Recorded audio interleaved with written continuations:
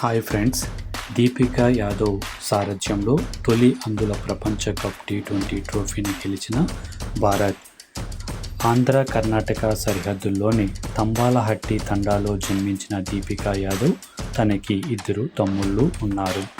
దీపికా యాదవ్ తల్లి పేరు చిత్తమ్మ, తండ్రి పేరు చిక్క తిమ్మాయప్ప. వ్యవసాయ కూలీలు.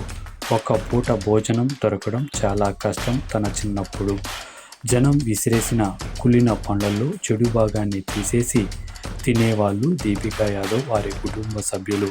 కెప్టెన్గా, బ్యాటర్గా అద్భుత ఆటతీరు కనపరిచిన దీపిక తన చిన్నతనంలో 5 నెలల వయసులో తన చేతి వేళ్ళు గోరు తగిలి ఒక కంటి చూపు కోల్పోయిన దీపికా యాదవ్ కర్ణాటకలోని అందుల పాఠశాలలో విద్యాభ్యాసం సాగించిన దీపికా యాదవ్ ఆటలపై ఆసక్తితో 8వ తరగతి నుంచే క్రికెటర్గా శిక్షణ పొందారు.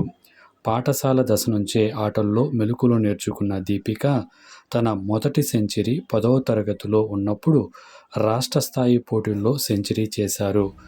కోహ్లీని ఆదర్శంగా తీసుకొని దూకుడుగా ఆడేది ప్రతి ఆటలోనూ. తన అద్భుతమైన ఆట తీరుతో కర్ణాటక జట్టుకు కెప్టెన్గా చేశారు దీపిక.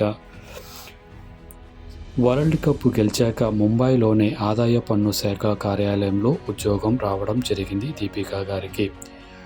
అన్నీ ఉండి ఏమీ సాధించలేకపోతున్నాం అని ఆత్మహత్యలు చేసుకునే వాళ్లకు నువ్వు ఒక స్ఫూర్తి, ఒక ఆదర్శం తల్లి.